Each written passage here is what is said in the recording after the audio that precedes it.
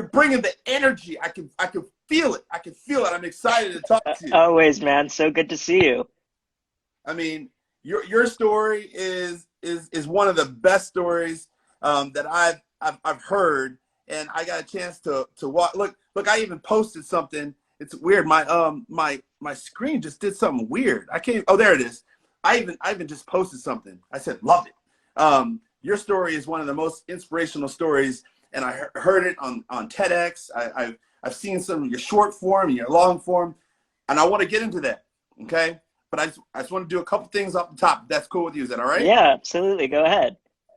So everybody knows Stand Together Live. It's all about bringing inspirational people to the table that can really share their stories and share those nuggets. You know, a lot of us are sitting at home. We're trying to figure it out. Some of us might be down because it's raining outside. Some of us might be up because it's sunny outside. But what allows us to reach what I call stasis, it's amazing stories like yours, Brandon, that can truly give us that little nugget. And one thing that you said is turn uncertainty into momentum. And we're living in an uncertain world right now. And you believe that we need to take that and make momentum out of it. And I want everybody to realize that as well. So thank you again for joining us. Most definitely. Thanks so much for having me. So we're raising money for Give Together Now. And everybody can go to www.givetogethernow.org. But we have some amazing news to report today. And as everybody knows, with hashtag Give Together Now, we're giving money away to those that are financially affected due to COVID-19. And we've crossed the $50 million mark. Insane. This is like, wow. I am in such awe. I'm such awe. $50 million mark. We've affected the lives of over 100,000 families. Okay, 100,000 families. Incredible. And so we're not gonna stop. We're gonna keep going because there's a lot of people that are in need. But I just wanted to make sure that everybody that's joining it now knows that you are a part of it. Everybody that you've talked to is a part of it. And you can go to givetogethernow.org and contribute. You can also you can give kindness. I've talked about this, whether you post on Instagram, Facebook, Twitter, you hashtag Give Together Now, you tag the Stand Together Foundation, and we will pass along $500 on your behalf. I'm going to straighten up my camera. It's a little bit crooked, you know. And so let's just move into our conversation, Brandon, because you're someone like myself that travels all the time. I know you're going places, you're doing a lot of different things, and now all of a sudden, you know, you're at home. So what do you miss? What do you miss about not being on the road? I know it's got to be a lot. Yeah, man, it was tough. I've got to admit, the first couple of weeks of this, as everything was starting to really get serious, I feel like for most of us across the country, especially, I had every single event cancel on me, and not a lot of them wanted to do virtual options because there were these huge conferences around tons of people, and that's where I thrive. I love feeding off the energy of amazing people and hearing their stories and really just getting to connect. And obviously we can still do so over screen and on social media, but it's a little bit different being in front of being in front of a screen. But for me, I think one of the biggest things is the adventure of traveling and just what kind of comes with exploring a new city and going to hole-in-the-wall restaurants and seeing the best parks and the best spots in the city. Like that's definitely my favorite / what I'm missing the most right now. How about you? Me, you know, I think it's everything. I think it's the airports. I think it's the airlines. I think it's the airport food. I think it's the airline food. I mean, it's become part of my everyday diet. Yes. But at the same time, you know, in a lot of ways, it's good to be home. Are you home? Are you at your parents' house? Are you living by yourself? Who are you spending most of your time with while you're in quarantine?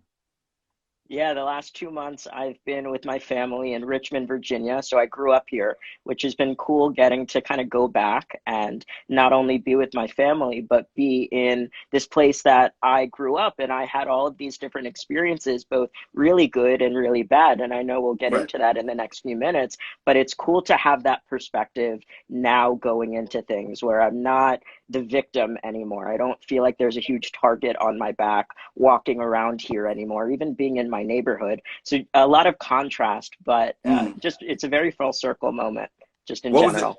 What was it like growing up? So it really depends on what phase I was in, and I'll explain that. So elementary school for me wasn't too bad. I would say I blended in pretty well, and I wasn't treated that differently from the other kids. And I think one of the main reasons is because kids that age are naturally inquisitive and curious and don't necessarily Mm. have preconceived notions or a belief about what is normal or what's not normal, things like that. But also, I didn't have that huge height difference of being 3'9". That's the size that I am now at 20 and for the rest of my life. But when you're that age, kids weren't that taller than me. And so I think that that helped in Yeah. terms of the bullying and the teasing, but it got really bad for me in middle school. That is when I feel like I started to really loathe my difference and the skin that I was in. And I didn't see Mm. really anything positive behind it. And right as I was entering middle school, 11 years old, I was very, very close to ending my life because I just could not see, I guess, the point. I didn't see why I had this circumstance that I had dealing with the pain and the teasing and the bullying. And that all changed for me when I was 15, when Mm. I gave a TEDx talk. And that was also the very first time that I opened up and I shared my story. And for the very first time, I realized that we are all dealing with something. It either is very visible, like it is for somebody like me, or it's not. It's something that you deal with, like depression or anxiety, that nobody else can see but you. And what we all have to realize is we need to share that truth. We need to open up about what's going on and what we're dealing with. And that's how we get through it. Well, I'd have to imagine there were also just as much the kids that were bullying you, unfortunately, in school, but those are also lifted you up and saw you for who you are and sort of help you shine through the unique gifts that you have. Yeah, absolutely. And really, those are the people, whether it was in school or out, those were the people that got me through and were the sources of hope and light. And just like you mentioned at the beginning, it is so important to give kindness and to spread that as much as we possibly can. Yes. It's so easy. It's so freaking easy to smile at Right. somebody or to send a text to a friend or a family member that is going through something right now, that all you need to give is a little word of encouragement, a little word of support, and it could mean everything to them. So tell me about, I love that because you're just about to snowball into this place of positive momentum. When was the point where your mindset ultimately shifted and you got out of that dark space and that dark road that you went down into and kind of found your way through into sort of not one day, but today, as you like to say? Yeah, that really was the TEDx moment at 15 years old. That not only was the very first speech that I gave, but it literally was in that moment that I found my purpose in the world. And at 15 years old, to get that gift, it is everything. And I was able to realize not only the personal power that I had inside of me to inspire people and to induce change, but to show individuals that no matter what you're going through, that doesn't have to define you. Your past circumstances are not your current reality. No matter what your disability or what your life experience or what childhood you were brought in with, you can make something great out of it that gives you an incredible life, but also makes a huge difference to the outside world around you as well. When you wake up in the morning, do you just like jump out of bed and or do you just get fired up about life? I mean, I can see it. I just want to know what you think about when you first get up and get out of bed and you say, okay, what am I going to do today? Yeah, that's a good question. I think it's definitely shifted over the years from immediately jumping on my phone, seeing what social media notifications I have, and then getting lost in that absolute rabbit hole that Mm. you have no control over what other people are saying or what's going on. But now, what I really like to do is focus on what I actually can accomplish that day. It doesn't have to be a huge project or this long list of things. It could be sending an email, it could be doing a live stream. And as long as I'm taking some sort of positive momentum each day, that one step on a daily basis, that I'm happy and I'm fulfilled. It's amazing how you can take something that puts you sort of in darkness, as I said before, and bring you into the light, and how that ultimately can make you stronger. One of the things I was thinking about before our interview, um, when did you first recognize so the TED Talk became a platform, and the TED Talk became this area which you entered into this light, into this good space. Yeah. When did you start to stand a little bit taller? And when did you start to feel a little bit bigger? And when did you start to sort of feel like the amplification of who you are was really something that so many people needed? So it actually was a couple years after that TED Talk. Because yes, I found my voice and I found this platform, but I didn't necessarily know how to handle it. And I still was dealing with Mm. all the adversity, all of the bullying, all of the just life that was being thrown at me on a daily basis. And it was through that journey of sharing my truth, opening up, and hearing from so many other people about what they were going through and their struggles and what they've been able to do with it too, that really not only inspired me to continue on that path, but to get out of my own way and not be the victim of my life anymore, and instead make the decision to be the victor and help as many people as possible. I had to write that one down, because every single time I hear you talk, you just have just like another one nugget after the next, and it's like decision to be the victor, right? Not the victim, but to be the victor. And for those that are just joining us right now, we're joined by Brandon Farbstein, and he's an inspirational speaker. He's been featured on TEDx and has done such an amazing job being an advocate for anti-bullying. And today we're helping raise money around hashtag Give Together Now. And we've been able to help over 100,000 families. Just so excited about this moment. But I wanted to share, Brandon, if you could allow me some latitude, a story about a family, a young lady that was affected by Give Together Now and the $500 contribution that we made to her. Please. Her name is Michelle, and she said, "Thank you so much for blessing me with the opportunity to know that there are still good people in this world that care for other human beings. This blessing is so positive and is so motivating me to continue my journey to support my family by not giving up or feeling alone. You are a great guardian angel." And I think it's the same. You are a guardian angel to so many people because of your ability to speak up and speak out. So I just want to say thank you to you for being able to do that. Thank you. We were talking earlier before we got on the call, and I was asking about how you travel and go to different places. And there's an amazing story about the purchase of your Segway. So I'd love for people to know a little bit about that, because I think there's relevance in that story in terms of how not only the community can help you, but also how your family can move you to make the decisions that you need to in order to grow up. Yeah, big time. Couple shout outs that I see in the chat right now. What's up, Ryan and Hammy? Good to see you guys. Thanks for popping in. So the story of the Segway is really cool.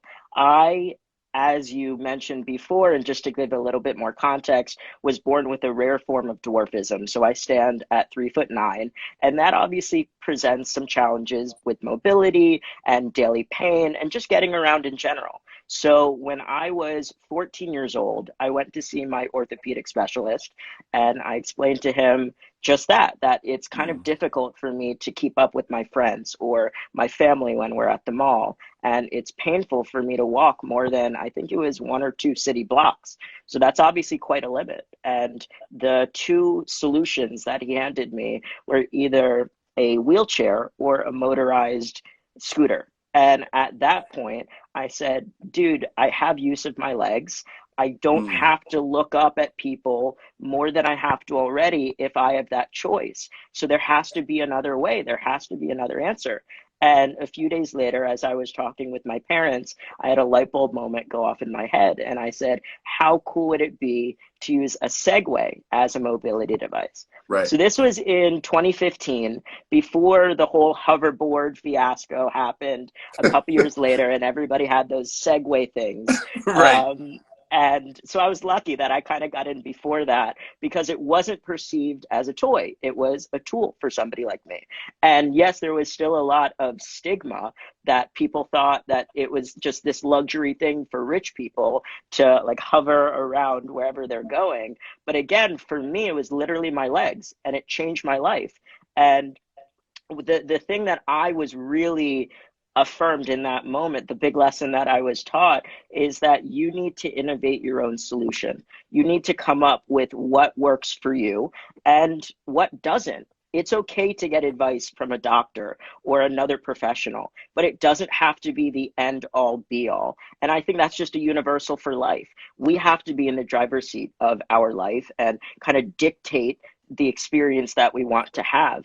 And just like you mentioned before, Dhani, I think family and having a support network around you is one of the most important things that you could do at any level of life, because we can't do anything great alone. We can't do it without the love and the support of those who support and love us. So we have to recognize that and view our A team, as I like to call it, the people that have your back 100% of the time, even when you fight, even when things go wrong and there's negativity. That's normal. Remember that we're all humans. Yeah, that's the one thing we talk about and Stand Together, that it's about the community. It's about those that love us and how they support us. It's about even those that don't even know us and their contribution to Yeah. allow us to grow. And so you didn't just get the Segway, right? You had to Right. work to get the Segway.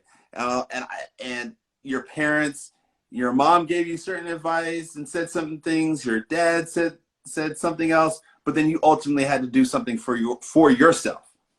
I did, yeah. So I decided to crowdfund to come up with a way of purchasing this Segway, which at the time was about $10,000, one of those big Segways that you would see in the mall or in an airport or What? something. Oh, Yeah, the big one. yeah.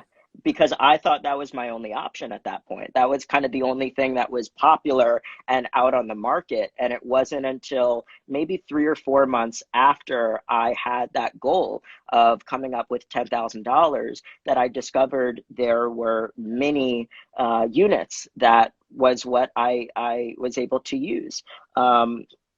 Which was just, again, really cool that this device, this technology that was already on the market, I decided to use it in a different way, in a tool format.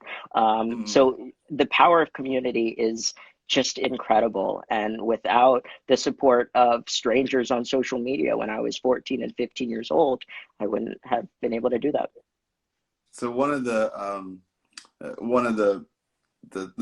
slogans or ethos that you have that I saw in one of the interviews, you're talking about spreading empathy, and I can tell that it's a part of who you are. What's your ethos around hashtag elevate empathy? Because Yeah. when I heard the talk, and it was like right after a perfect transition from your growing up to your segue and your segue into helping other people, not only by leveraging technology but innovating yourself. Talk about elevating empathy. Yeah, so this idea of empathy, I believe, is within each and every one of us, but often we don't discover its true power, its true meaning. And from what I've seen in my experience, being so beaten down by people online, but also empowered AF to be able to do what I do and stand in the shoes I that like I'm that. in right now. Wait. I like that. Say that one more time. Say that one more time. Empowered AF. That's what I'm talking about. You know it, man. It's true. I mean, it really is a difference in mindset, a difference in perspective of how you see yourself, but also how you see other people and what's going on around you. So, in my opinion, empathy is the key to not only human connection on a basic level, but also to uncovering our own inner greatness, seeing what is actually on the inside. And the keys that I always wear around my neck every single day say exactly that: elevate empathy. And it's my life's mission. If you don't have empathy for yourself, first and foremost, and you're not taking care of your mental health, your own well being, just overall self care, then how can you make a profound impact on the world? How can you fill somebody else's cup? And it's so easy to get out of that suffering just by doing an act of kindness for another person. I guarantee you, whatever you're going through right now, as hard as it might seem, the answer to getting out of your own way and out of that suffering and that pain, listen, it's not going to make those things go away. We can't snap our fingers and say, adversity go away or negativity shoo, but we can control our own inner world, and truly elevate empathy is the way to do that. Whew. As people are joining in right now, I hope that you are capturing these nuggets. I can't even write them down fast enough. I usually take copious notes, but I feel like my paper has already been filled up because you can just keep dropping dimes, just like one after the next, after the next. You talk about filling other people's cups. I mean, everybody that's listening right now, you're filling their cup. And so if anybody wants to ask Brandon some questions at the very end, feel free to throw them in to the chat room. We'll receive them on the other side, and Brandon will get to those at the very end. But so why you're 20, and everybody can grab bits and pieces of this discussion. It doesn't matter if they're young or they're old, but there's a lot of young people that need what you're talking about, right? Because we live in a different day and age. Why do you feel? Why do you, aside from just the need, why do you feel inspired to give to the young people some of these conversations and some of these thoughts that you have? A few months ago, I made the realization that society is sending the wrong message to young people, my generation as a whole, that you are the future. I believe this is BS and this is a lie. We are not the future, we're the right now.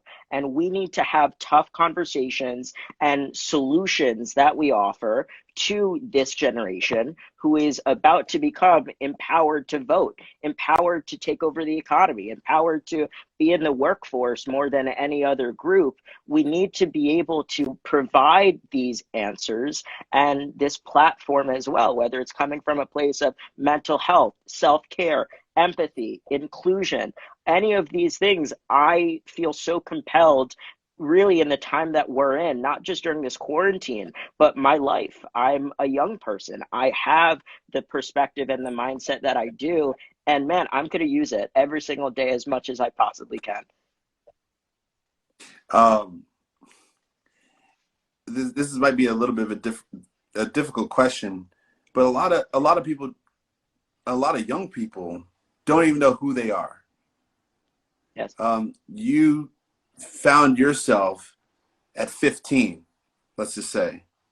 But you said in one of your talks, you want to become obsessed about finding, learning about yourself. Talk to us about obsession, about learning about yourself and the right now. And how can you do that at the same time? Because sometimes people can find that overwhelming. I don't even know anything about my past. I don't even know. I'm trying to figure out things about my future.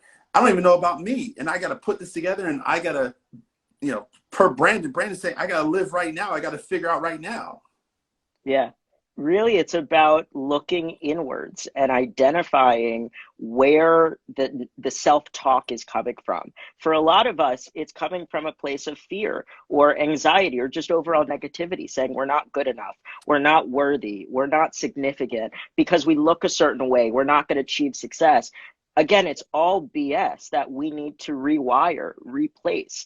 And for me, I think it started with gratitude, learning to Mm, be grateful for what I actually had, not what I was lacking, and not trying to constantly compare myself, especially on social media, to everybody else. Because what we need to remember is this is all a highlight reel, right? You know, people are putting on filters, they're editing, and a lot of people aren't showing the full 360 of what is actually going on. mm. And so, again, speak your truth.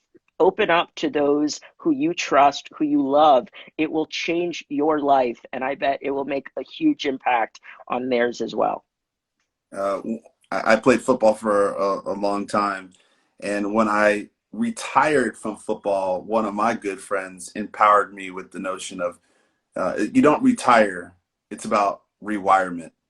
And so I love that. as soon as you said rewire, it just kind of like a bell went off in the top of my head, and I was like, yes, it's all about rewirement. And through your own rewirement, as you continually do so, it's about raising awareness, but it's also um, it's also about raising awareness, but it's also bringing people into action. So talk a little bit about some of the actions that you've inspired and some of the things that you've created momentum around. Yeah. So when I was about 17, like I mentioned in the beginning of the interview, I dealt with quite a lot of bullying and cyberbullying.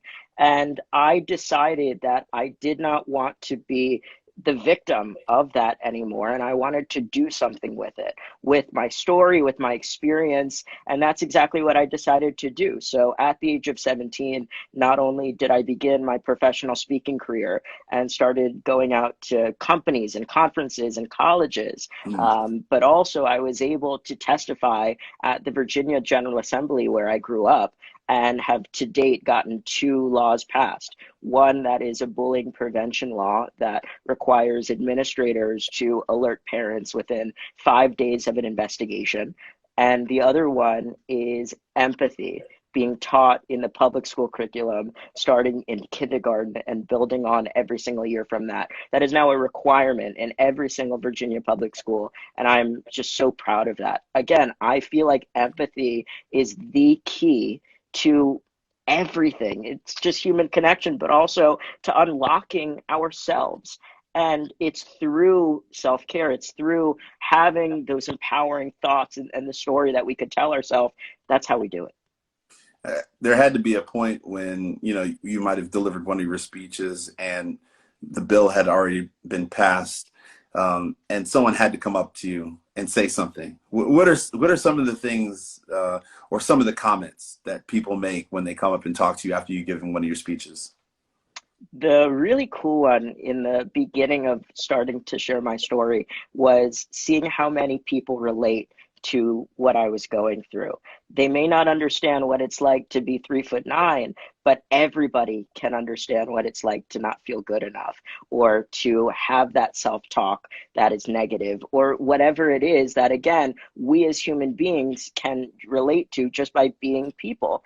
And now it's getting messages on a very frequent basis. Thank you for saving my life. Because of you, I want to continue on. You changed the way that I look at myself. Mm. I learned what self-love is because of your story. Things like that that are just mind-boggling to me, that because I made this pivot, I made this decision, it's now kind of dominoed. And seeing people live the greatest version of themselves is really the best gift that I could ask for. And it's a huge blessing. Um, so I remember during your TEDx talk, you commented about how some people see you. There's on one hand, people are thinking one way. On the other side, there's this curiosity, and I put myself into the category of curiosity. You're 20, and this is seemingly there's several chapters in a person's life. You know, sometimes people say there's 3 chapters, 10 chapters. I don't know. There's a bunch of chapters. Yeah. What chapter do you think that you're on, and how many chapters do you wish to write, and what do you feel? What do you feel will be some of the most important content that you can commit to the book of your legacy? It's a good question. I would say each year of my life is a different chapter, and I may be in a different place, but I evolve so much as a person and who I am and the thoughts inside my head. So right now, I think I'm somewhere between being in chapter 20 and then being in chapter maybe 4 or 5, because I'm still so new to this like new life that I found basically. And I think now more than ever, it's truly empathy that I want to be known for, that I want to instill in people through the life experience that I have. And again, showing people that no matter who you are or how you were born, you're in the driver's seat of this life. You don't need to let the bullies win. You don't need to let your own depression win or any of these things that hold us back. You just keep throwing out dimes and nuggets that I know so many people that are watching right now and that will continue to watch this story about you, Brandon, will take to heart. And especially as we sit at home, you know, whether we're quarantined or whether we're stay at home because of, unfortunately, this COVID-19, I hope everybody's just taking notes as I am. And before we get into some of the questions, I wanted to make sure everybody knew about another element of Give Together Now. You can go to givetogethernow.org and you can contribute, whether it's $5, $10, any amount of money will benefit those that have been financially affected due to COVID-19. But you can also, as Brandon so eloquently continues to talk about, right, you can give kindness. You can, if you take a picture of yourself, a video of yourself giving kindness, whether you're paying for someone's groceries, whether you're making a mask for someone.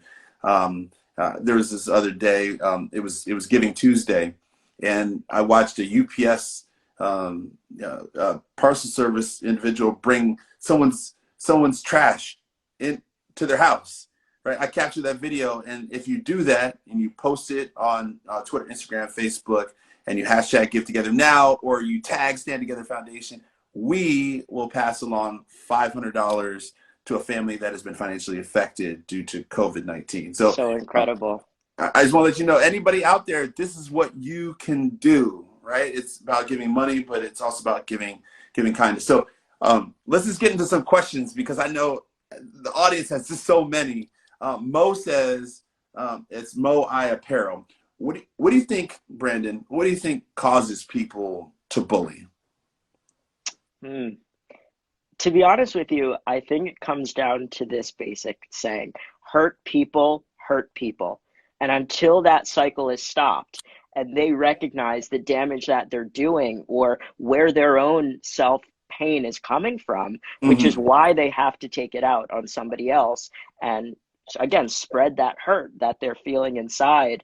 I think it really takes somebody stepping up and saying, look, dude, you need to stop, or you need to recognize what you're doing to other people, that it's not a joke, it's not funny, and the damage is quite profound. So I really believe that it takes both educators but also parents recognizing those red flags and having conversations about just what it means to model kindness, empathy, and overall respect.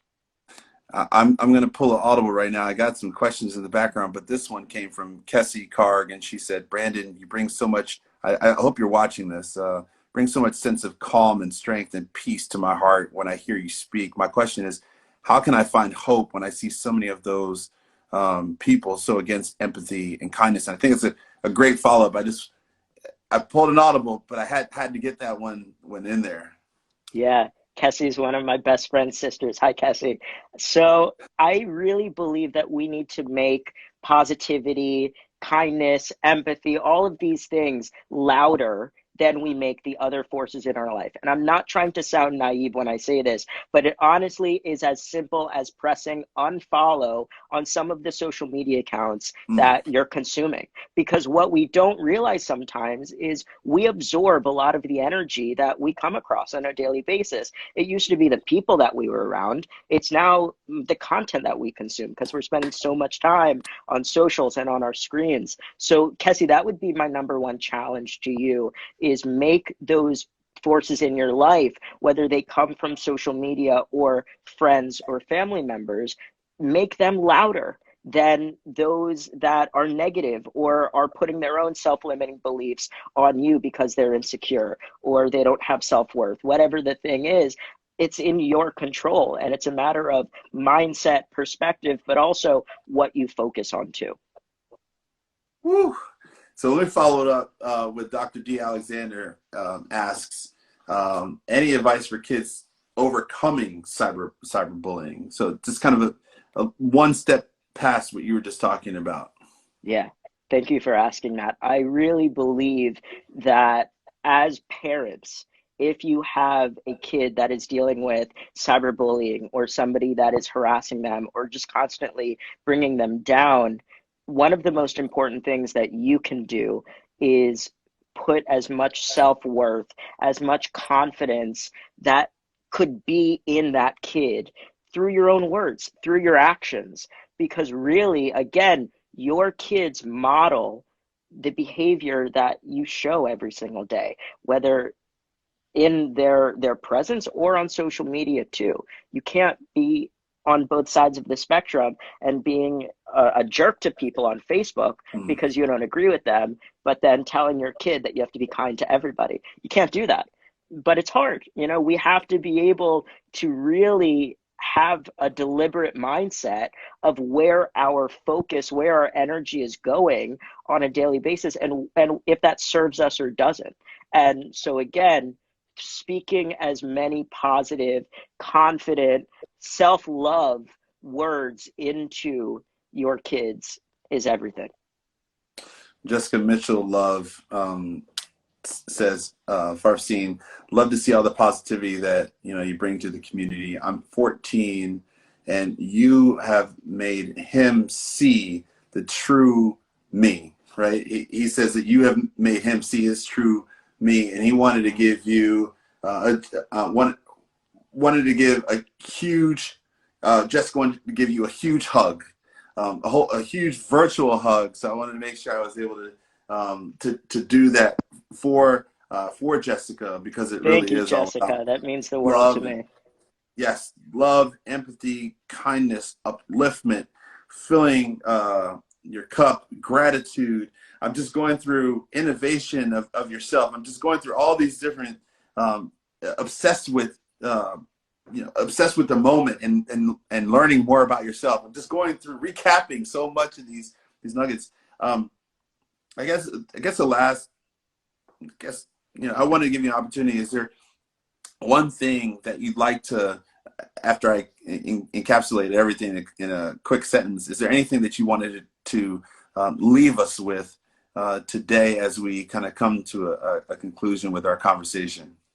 Yeah, I think the one thing that I want to share is that there is so much going on in our world right now that is out of our control, that just is anxiety producing. There's so much uncertainty.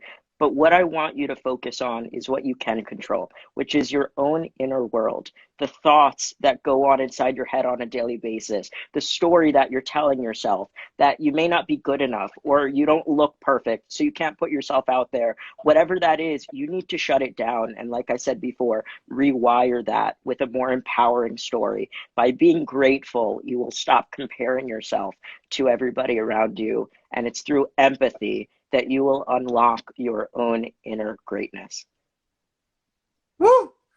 Elevate, empathy. Brandon Farbstein, I appreciate. Thank you so much for joining us today, and I hope everybody feels encouraged, inspired. Go to hashtag Give Together Now, gettogethernow.org, and contribute if you can. 100% of your money goes, of your contribution will go to families that are in need. And I just want to let everybody know that, you know, our Stand Together lives will continue. And our next episode will be with Olympic track champion Sonia Richards-Ross next Tuesday, May 19th. Brandon today has given me a little bit of a bright light. You know, it's raining outside, but I feel like the sun is shining. Your words, your kindness, your ability to elevate empathy, we all respect, admire, and love, and we appreciate you. And as you're going in, as your 20th chapter, you know, as you go into your 21st chapter, just continue to write, continue to tell your story, because everybody here will be watching, I will be watching, and the world needs to watch you. And so be bright and be loud and be you. And thank you so much for joining us today. Thank you so much, Dhani, and to the entire Stand Together team for all that you do, especially right now. So grateful, and I'm glad to be a part. All right, Brandon, thank you so much. Thanks, guys.